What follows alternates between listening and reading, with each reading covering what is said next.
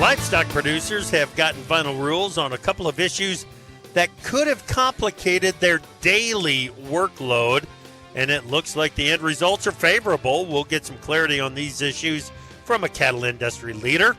And what's happening with Fed Chairman Powell in Washington? Is he hinting that rate cuts might have to wait? Live from the Great Rate Wait 2024 via Farm Journal broadcast, this is AgriTalk. This morning we begin with a conversation with Justin Tupper from the U.S. Cattlemen's Association. Then it's Bob Elliott from Unlimited Funds. And later, Chad Gripp from Sweetwater Technologies. Directly following the news, Greg Henderson from Drovers. I'm handsome newsman Davis Michelson. Now, welcome the host of AgriTalk, Jeff Laurie. All right, Davis Michelson, thank you so much, buddy. How you doing this morning? Let me ask you something. How long does it take you to peel an orange? I sat down.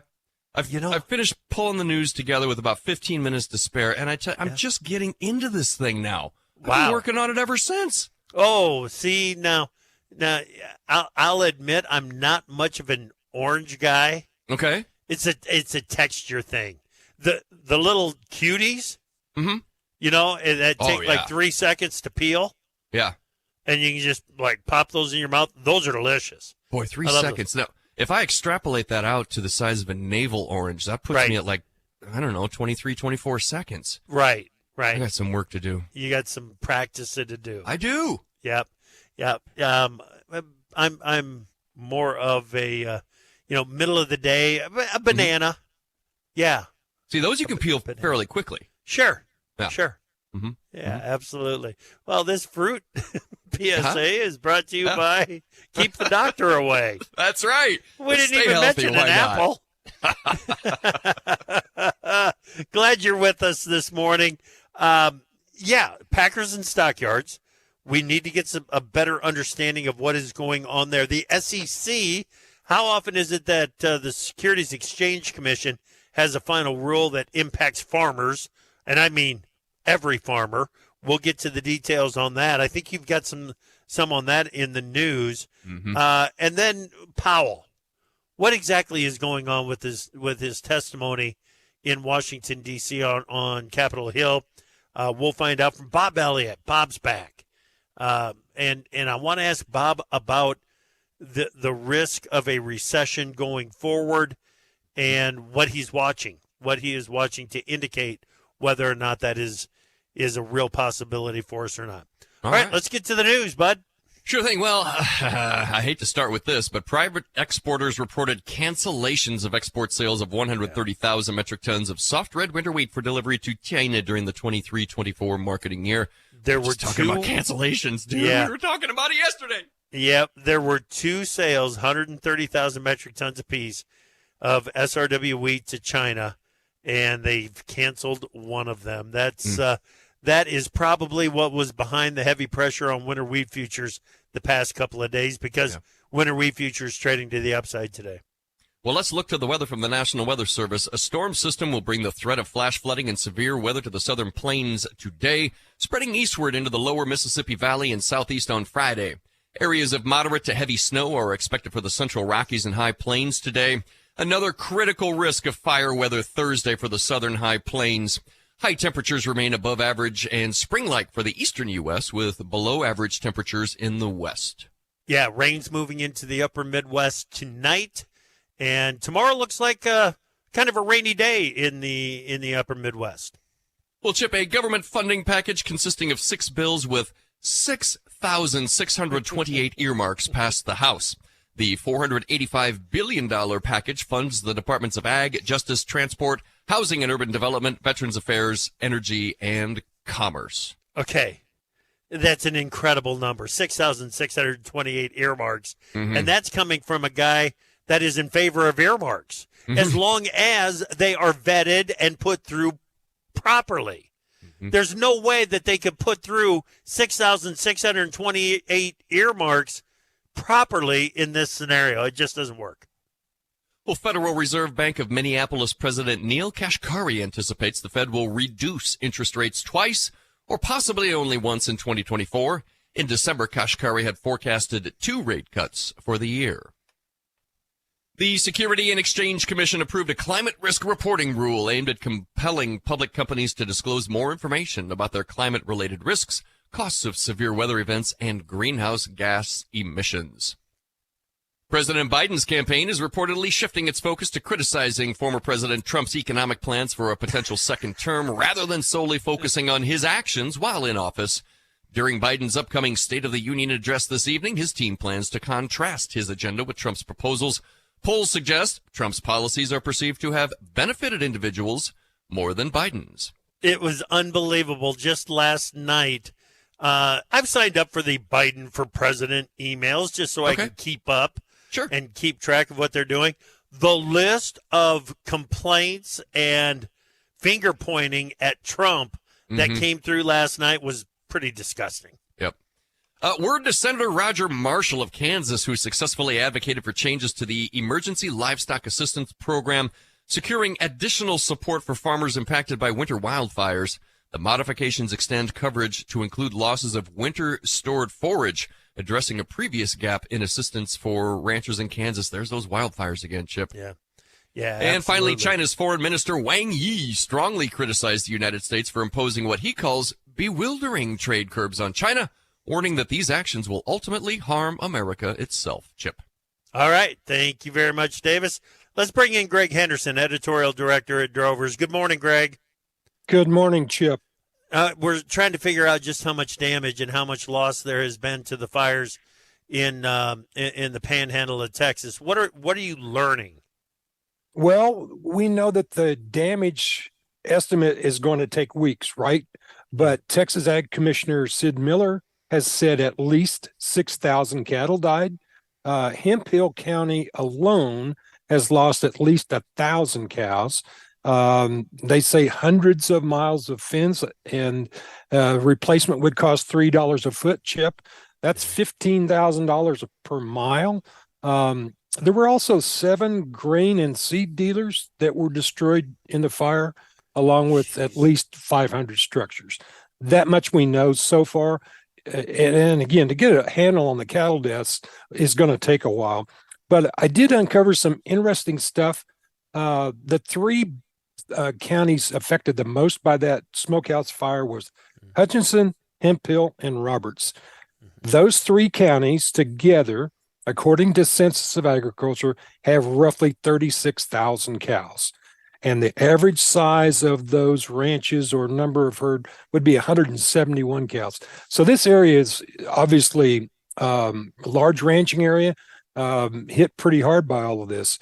But again, it's going to be a while before we have solid figures on the damage. Right. Yeah, absolutely. And I know that there are several efforts that are underway to bring some assistance into the Panhandle, correct? If your listeners are interested in donating, go to the Texas Department of Agriculture's website. There's a place to donate there. There's also an active effort by the Texas and Southwest Cattle Raisers Association. That's available on their website. And, of course, you can always go to drovers.com and look at our stories. Yeah. We've included the links in all of those stories, how to donate. There you go. That's the easy way to find it. www.drovers.com. Good stuff, Greg. Thanks, buddy. Thank you. All right, coming up next, Justin Tupper, President, U.S. Cattlemen's Association, here on AgriTalk.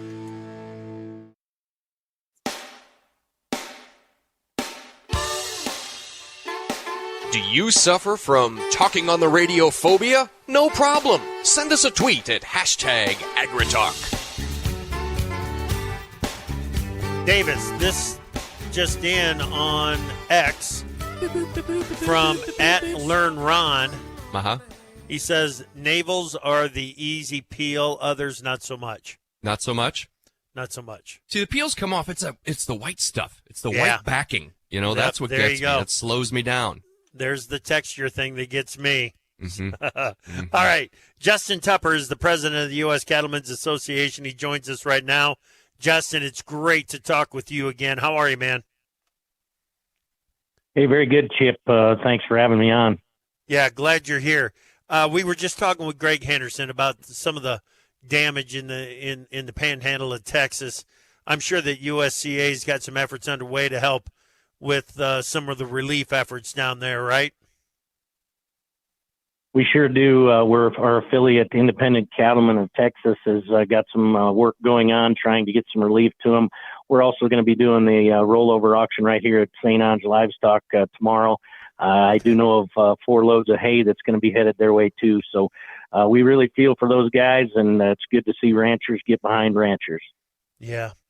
How can they learn more about that auction? We'll be doing it right here at St. Ange. You can go to Cattle USA or DV Auction. It'll be at noon tomorrow during our regular sale. Okay. All right. Excellent. How's things going on the sale? What's the feeder cattle market doing? Well, we get to talk about some fun stuff here, Chip. Market's really been on fire. I think maybe some all-time highs on some of these little light calves. We hope we can hold these levels and make the packers pay up for fat cattle, so we can everybody can make a little bit this turn. Yeah. Justin, some of the numbers that I'm hearing from the order buyers out even west of you, I don't know if it's true or not, but I'm just going to throw it out. Are they paying $2,000 for a calf delivered this fall? That's what I've heard. You know, I have not seen anything actual either, but I've sure heard of it. Man. I hope they're right. That's what I tell people. I hope they're right.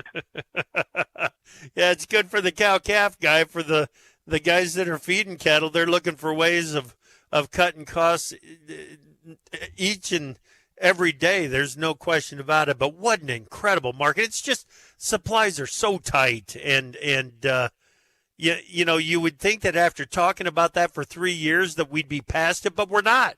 The market is still trying to digest just how tight the supplies are. It's crazy. Okay. Yeah, I think you're exactly right. Yeah. Let's get into this. USDA earlier this week announced the finalization of the, quote, inclusive competition and market integrity under the Packers and Stockyard Act. What exactly is this, Justin, and what does it mean to the average person involved in the cattle industry? Well, as you know, the Packers and Stockyard Act was written before there was ever anything such as computers or trading livestock at all the way we do it today. So we've been saying for years that we need to modernize it so everybody's on the same playing field. Right now, the big 4 Packers, they can pick and choose how some of those laws apply. And we've said for a long, long time, we need to modernize this act, make sure that everybody is having to abide by the same things, not just the big 4 or not just the local guys or the local sale barns, but everybody under the same playing field and not being able to abuse the rules. So this is basically just bringing the Packers and Stockyards Act into the 21st century. Yeah. It sounds like USDA is in support of the final rule, correct? Yes, we I said, believed a long time that we need to get it modernized and make sure that we have everything we need to move the cattle in a way that fits the market. Gotcha. Does it go far enough? I mean, are the protections from Packers and Stockyards, are those protections different enough today compared to what they were, last week? No, and I don't know that it'll ever reach all the way to where we need it to, but I think if we can get some of these so they can't pick and choose who they go after, and we gave them many instances of where that's happened instead of an even use of the way that the law is applied, and that's what we've been after. Yeah, cool. Okay. Another one, and here, this is one that kind of a surprise that it has as much impact as it does on ranchers, but it certainly does. Securities and Exchange Commission released a ruling that, that does not require the publicly traded companies to disclose the greenhouse gas emissions from other companies that are feeding product into the food supply chain. That sounds like another final rule that's on the side of producers, isn't it? Well, we believe so. All of these carbon credits and all of this move towards that is, we always believe, is somewhat of a rabbit hole. You have to be very careful when you head down those paths, because you don't know where you're going to end up. Boy, you got that right. But the thing is, with this one, as I understand it, if the packer moves product into the meat case, they don't have to turn around and say the cattle that moved through your sale barn, Justin, had greenhouse gas emissions of, and that's a whole lot of paperwork that Justin doesn't have to do now. That seems like a good deal, doesn't it? I think you're right. I mean, again, I think the cautious tale here is as everybody keeps leading us further down this path to take money for carbon credits, to move carbon pipelines and all these things, we got to be careful what we wish for here, because eventually then they can control all the things through that. And I think that's a ruling in our favor, that they can't look down the chain to try and make us do paperwork or tell us how we have to run our operations. Yeah, good point. Good point. Okay. Another one, and this one is, it continues to come up, and I'm talking about electronic IDs on cattle. What is the status, and what is USCA? What do you want to see happen regarding the EIDs? Our stance has been very clear from the beginning. We are absolutely against mandated electronic IDs or any form of full identification. But if somebody wants to use that technology to enhance their product or to get more market share, we're all for it. But it should be voluntary. We should not have the government telling us what we can and can't do in that space. And we have a clear way to trace these animals for disease the way it is today. We've shown that time and time again. And until they can show us that is a better way to do it, which they absolutely can't, they just tell you the electronic IDs would be better. There's no way that we can support mandates, and I don't think we would ever get there. Man, and mandating something like this is where it really becomes the touchy issue, because we'll use your sale barn as an example again, Justin, because if a bunch of fat cattle come in there and they don't have an EID, who's going to have to put, if it is mandated, who's going to be responsible for putting those tags in place?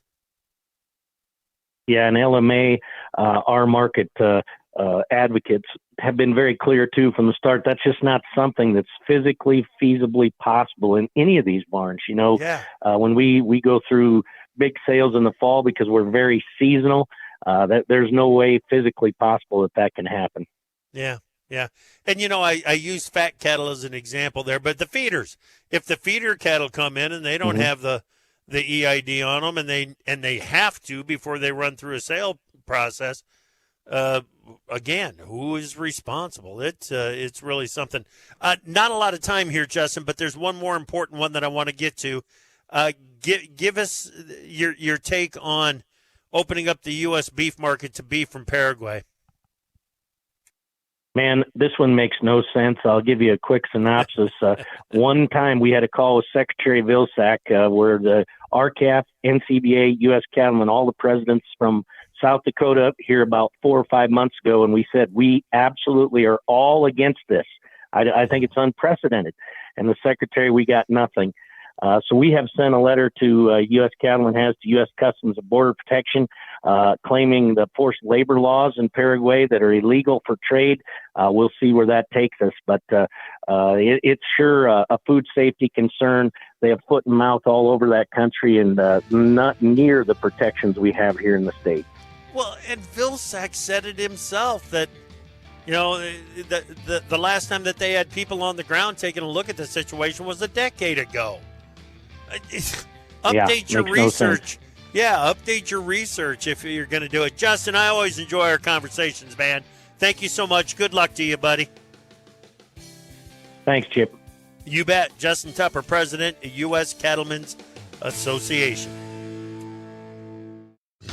Time for Markets Now with the experts from Pro Farmer. Joining us now, Pro Farmer editor Brian Grady. We've got a nice upside recovery going in the grains today, buddy.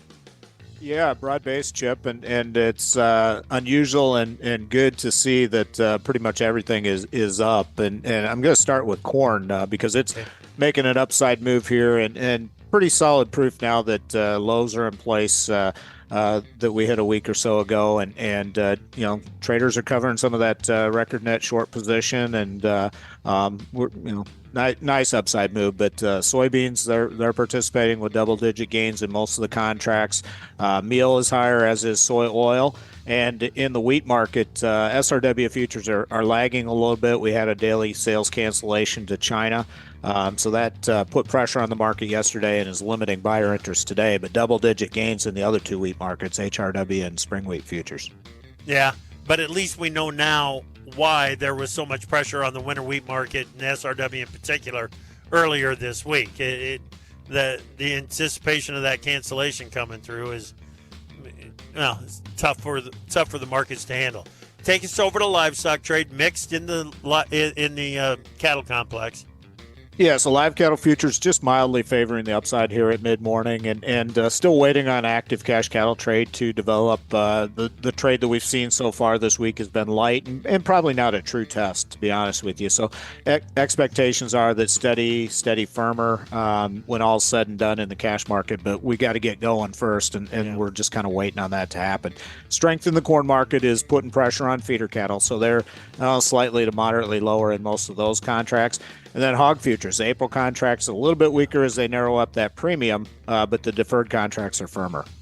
Good stuff, Brian. Thanks, buddy. Pro Farmer editor Brian Grady on Markets Now.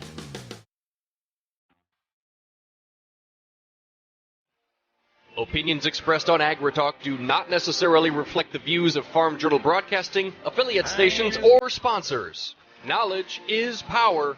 We're here to charge your batteries. AgriTalk. So I was thinking during the break outside of the markets now, when you decide to step up and be a leader of one of these commodity organizations, Davis, look at what the responsibility that you're taking on. Justin is up to speed on these issues that the average cattleman probably knows about, but not to the point that they understand exactly what it means and what the long-term implications and the unintended consequences and on down the list and making the commitment to be an educator on all of these issues for the decision makers. I think it's impressive as heck to me. The farmers that decide to step up and become a leader for their industries. It blows me away. That is commitment right there. All right. Bob Elliott with Unlimited Funds is our guest right now. Bob, it's good to talk with you again. How are you? Good. Thanks so much for having me on. Well, we need you back here for a conversation again because we're trying to make heads or tails of what is going on. First off, what is the deal? Why is Powell on Capitol Hill for testimony now? It's not the annual stuff, is it? It is. It's the Humphrey Hawkins. Okay. Basically, Congress does have regulatory oversight over the Fed to some extent, even though it's an independent agency, and so they use it, for a bit of grandstanding and a bit of conversation about what's going on with policy. Okay. So what are we learning from his testimony? Well, I think in a lot of ways, with the press conferences that the Fed does every 6 weeks these days, there's a lot of communications. A lot of what is being said is being repeated and reemphasized, which is, the basic story is the economy is doing pretty well from a growth perspective. Inflation's coming down. It's still a little too high from the Fed's perspective, and they need to get more confident in inflation being durably beat before they start an interest rate cutting cycle. And so, the fact that cuts might be on the horizon is certainly a positive, particularly for financial markets, and we're seeing that broadly the last couple of days. But the data has to come through in order to give the Fed confidence to do the cuts that many are hoping for. What are your thoughts on that, Bob? Is inflation, is the cap back on the inflation bottle? Well, I think most people living in their day to day would certainly have a bone to pick with the idea that inflation is beaten. The Fed follows a certain set of data, and what I'd say there is that it's obviously quite meaningfully improved since where we were, when inflation was running at 9 or 10% on a year-over-year basis, but it certainly doesn't look totally beat. I think there's a real risk when you look at the data and the dynamics going on that we get inflation that kind of settles in the sort of 3 to 4 range rather than in the 1 to 2 range, which is what the Fed's targeting. Right.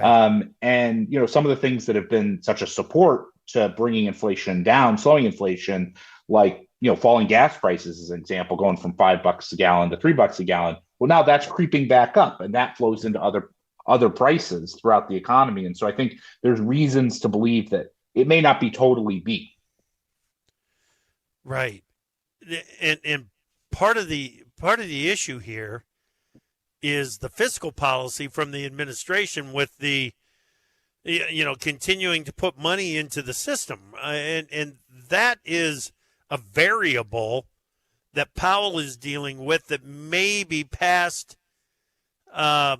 chairman of the Fed haven't had to deal with, correct? Yeah, that's right. I mean, typically when you have, unemployment rates at under 4%, those are times actually to balance the budget or even run surpluses like we saw, in the 90s and in other periods back through history. And what's going on right now is radically different from that. We're running 6 to 7% of GDP deficits. Those are the types of deficits that were run in the financial crisis, right? When conditions were very weak in the U.S. We're running those sorts of financial crisis deficits at a time when the economy is pretty good, and I think that that coming from Congress and the administration together are making a decision to run very stimulative policy, which is keeping pressures on inflation either directly or indirectly, for sure. Right. Okay. The other economic data that we're getting, Bob, it suggests that this economy is really doing okay, isn't it? It sure is. I mean, we're the numbers are adding up in a way that looks like we're going to get our 7th straight quarter of GDP growth at 2% or better on a real GDP basis. That's pretty good for the U.S. economy. And combined with the fact that we're seeing labor markets that remain pretty tight. I mean, particularly if you're trying to hire in any sort of service industry, somewhere outside of the coasts, it's very hard to get high quality, good skilled labor pretty much anywhere at this point without paying up for it. And so, those two things, the growth dynamics and the tightness of the labor market, they both speak to the fact that the economy is doing pretty well. And with this, with these sort of asset price increases that we're seeing, stocks are pushing new highs. Bond yields haven't risen all that much. They're down, 100 basis points from where they were last summer. The dynamics are in place to keep this economic momentum, for the next 3 or 6 months at least. Yeah, and what you just explained right there, Bob, is why when I see another analyst or other analysts talk about recession and how they see the risk of recession gaining momentum, I kind of scratch my head over that. Do you? Yeah, I do. I do sometimes because, I think part of it is there's always the ability to cherry pick some data point. And, make a sky is falling sort of case. I think to understand the macroeconomy well, requires understanding it holistically. And so that's why whenever we talk, I'm talking about what's going on with GDP in aggregate, what's going on with the overall unemployment rate and the overall labor market conditions, because that's what matters, for all of for in its entirety. Doesn't mean that there aren't certain pockets of folks that are stressed right now. That's certainly true. It's just in general, most households are doing pretty well with their 401ks rising, equity markets rising, house prices rising, and they're mostly employed with pretty good wage income. You put that all together, that's a pretty good story. I mean, particularly for the middle class, this is one of the better circumstances we've had for the middle class, honestly, 20 or 30 years. Yeah. The biggest headwind that we've got is affordability stinks. When you start adding up the inflation rate over the past 3 years, you get to that bottom line, and affordability stinks, and it's being reflected in consumer debt, right? Well, I think that's part of the flip side. If you're a house, if you're working a middle class job and your wages are going up and your house price is going up and you've locked in a low mortgage, things are looking pretty good for you. But that doesn't mean that prices haven't risen. I think we all feel that every day, how prices have risen. So your stocks may be up, but you're asking yourself, am I actually can I keep consuming more as a function of that? In real terms, rather than paying more. And then I think there's a fair amount of folks who have been left behind, particularly younger folks who aren't homeowners, who are struggling, right? Who aren't necessarily getting as good a wage growth, who don't have the asset savings that they're benefiting from. They're getting squeezed, and they're trying to make ends meet by going into debt, whether it's more student debt or credit card debt. And so that's really the group in the economy that is really falling behind. It's not sort of boomers or Gen X or millennials. It's really the Gen Z group that is really struggling at this point. And you can see their disaffection in a lot of different ways. Gotcha. So Neil Kashkari up in Minneapolis has said, I was thinking 2. Now let's call it 1 to 2 interest rate cuts in 2024. What's your thought there? Will we see an interest rate cut in 24? Well, I think if you just ask me, take a look at any economy where unemployment's at secular lows, growth is above potential and has been expanding for 7 quarters, and inflation is a little elevated relative to target and was a lot elevated recently. I'd tell you that the central bank probably shouldn't be, at a minimum, shouldn't be doing anything in terms of cuts, and maybe even tightening a little bit, particularly as stock prices seem to moon. And so, I think the idea that we get through the end of the year with 0 cuts, it's certainly it's certainly pretty plausible, and pretty different from people who are expecting 7 cuts coming into the year. Yeah, no question about that. You better scale it back if that was your thoughts earlier. No doubt about it. Bob, it's always fun to have you on here, man, and get your thoughts on where things are headed. We really appreciate it. Thanks, man. Yeah, thanks so much for having me. Always great to catch up. Excellent. Thank you. That is Bob Elliott, Unlimited Funds. All right, Davis, I had a conversation last week down at Commodity Classic. In Houston, Texas. In Houston, Texas. With Chad Gripp, founder of Sweetwater Technologies. We've got that conversation coming up for you next. Now, we're going to launch right into it and hit the ground running when the next segment starts. And just so you know, you got to come back this afternoon, 2:06 Central. We're going to have a conversation with Joe Koima from Koima Varlick, KKV Trading. And what's coming your way tomorrow morning. We got the free-for-all. But up next, Chad Gripp, founder of Sweetwater Technologies.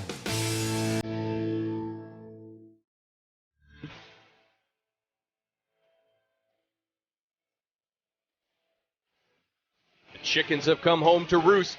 Find out whose fence they're perched on today on AgriTalk.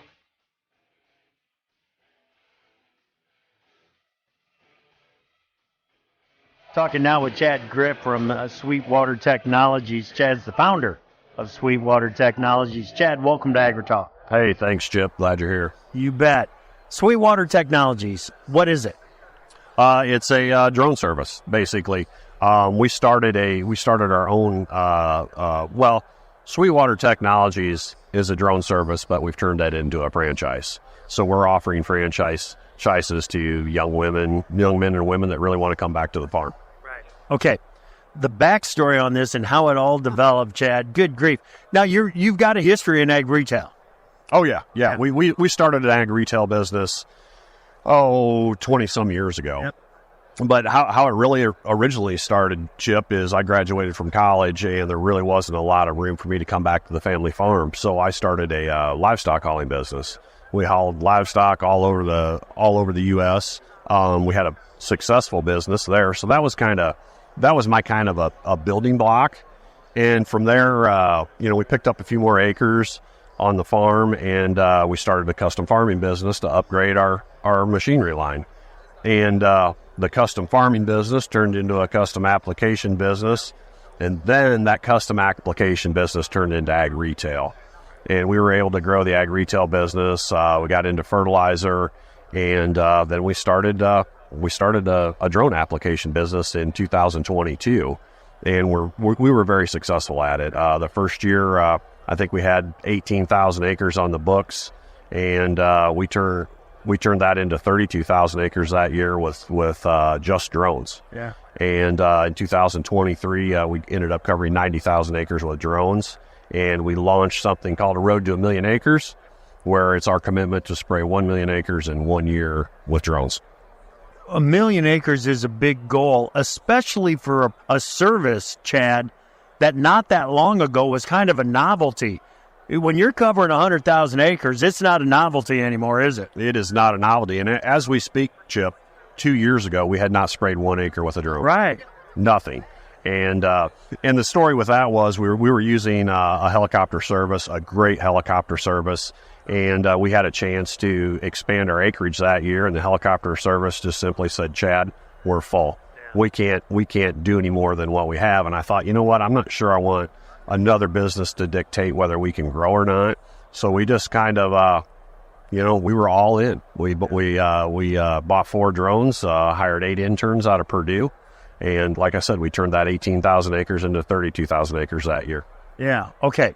So it continues to grow. You're looking for ways to expand it, and franchising comes into play here. Yeah, we launched that Road to 1 Million Acres, and at that time we had 20 interns, and our goal for 2023 was that 100 to 120,000 acres. And you start doing the math, you're like, okay, it takes 20 interns to do 100,000 acres. My gosh, we're going to need 200 interns and the housing for 200 interns to do 1 million acres. And we kind of went back to the drawing board and said, hey, we're still going to do this Road to 1 Million Acres, but we're going to franchise it. Yeah. And I think we've got a really good business structure. I think we've got a really good opportunity to get young men and young women back on the farm. We're here to create income-producing business, a business that has value and growth potential. It's not a side gig. It's a business that has value. And if this young man or young woman works hard, and in 5 years they build this business up, it has a value. They could sell it if they wanted to. It's not just something, well, you know what, we're going to move on and we're going to close the doors on this business. No, it's a business that has value. And the reason it has value is because of our branding, because of all our support, and the structured business that we built. Who's a good candidate for a franchisee? A good candidate for a franchisee is really that young farm kid that has that access to acres. We've had some wonderful interns that have showed up and just been an absolute success and helped us be a success. And they didn't have a farming background, but they were very capable of handling all the technology that it takes to apply with drones. But in this case here, you really need that person that has that father that may have access to acres, that uncle, that grandpa or neighbor or whatever. They have that access to acres, they can get a franchise, and they can go out and start building their business right there locally. Yeah. And like you said, you put 4 or 5 years of sweat into it, and the equity builds up in that business. That is correct. Yeah. I mean, our goal would be for a first-year franchisee, we'd love to see them do about 10,000 acres a year. You get a young man that's very good at running his business, good at selling products, and good at talking to people. 4 or 5 years, he could have a few of our rigs, and they could be spraying 20, 30,000 acres, and that is a business that has value. Yeah, there's no No doubt about that. No doubt. What can't a drone handle? What can't a drone handle? Yeah. You know, as far as terrain, it handles just about any type of terrain. I mean, we get 99 to 100% coverage in all the fields, whether it's hilly terrain, flat terrain, whatever. If you want to compare what it can't handle, you can't spray 50 gallons an acre with a drone. Right. Right. You know, you can't spread 200 pounds of fertilizer with a drone. Yeah. But I mean, for the area that we're working in, it fits perfectly. Yeah. You know, it's flying crop protection on the corn and soybeans in the Midwest. Right. Okay. What else do we need to know about Sweetwater Technologies? Sweetwater Technologies isn't just going to stop, you know, with what we're offering now. It is, again, it's a business that we want to see grow and succeed. So along the way, you know, it's not called Sweetwater Technology because that just means one technology. It's called Sweetwater Technologies. So we're going to adapt, and as new technologies are available to us, we're going to make sure that our franchises have those available to them. Very cool. Now, this road to 1 million acres, how close are we? Well, I mean, we're 2023, we did 90,000 acres, so I guess we're 9% there. Yeah. Hopefully this year, we're looking at, by the end of 2024, we're looking to be 20% there. So we hope to cover 2,000 acres in 2024. 2025, I hope we're over that 500,000 mark. 26 and 27 is going to be very interesting. It's a goal. 1 million acres is a goal, but we're not stopping. Right. That's not where we were just like, okay, we made 1 million acres, let's stop. No, we're going to keep going. We're going to keep growing, keep improving. Very good. So, listeners, they're going to want more information on this. Where do they go? They go to sweetwatertechnologies.com. There's a place there you can fill out an application if you're interested. Fill the application out, and then our team will reach out to you, and we'll get the ball rolling. Fantastic, Chad. Thank you so much for making time for us. Thanks, Jeff. Appreciate it. All right, Chad Gripp. He is the founder of Sweetwater Technologies.